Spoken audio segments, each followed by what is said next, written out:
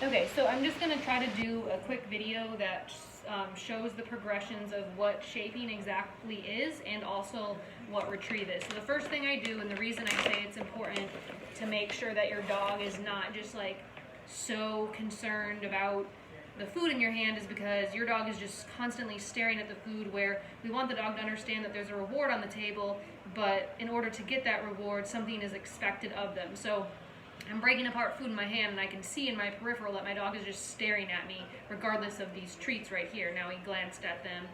I can see in the mirror. So I want him to know, even like if I have food and my dog can't have it, you can see he's just avoiding it because I didn't tell him he can have it. So that's the first thing of why it's really important to have the food off your body where you can kind of work with it in the vicinity. So I have a bowl here. It's just, I'm going to put the food in here, and then I am going to introduce a hat. The dog's never been introduced to the hat, and I'm just going to sit here on the ground with the dog, and as soon as the dog engages, looks, touches, picks up, does anything with the hat, I am going to mark and reward for that behavior.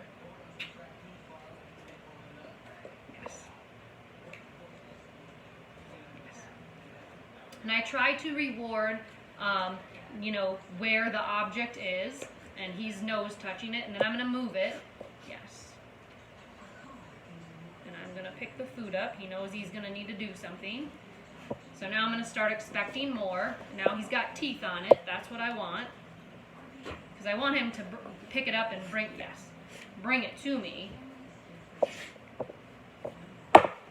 Yes. Good boy. I'm just making a trade.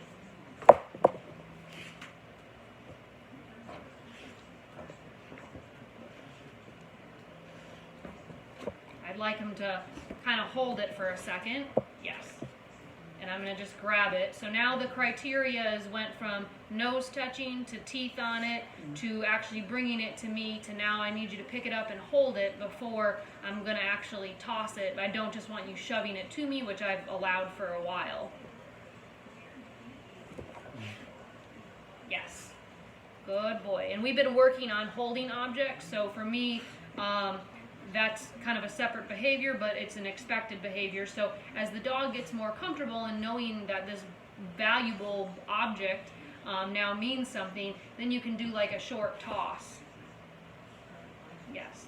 And then I'm just going to exchange. So for me, I'd like him to hold it so I can grab it, and if it goes too far, I would expect him, to bring it over to me. I'm staring at the object.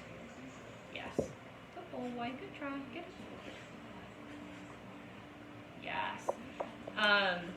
So once your dog kind of goes through the progressions, you need to understand what your criteria is.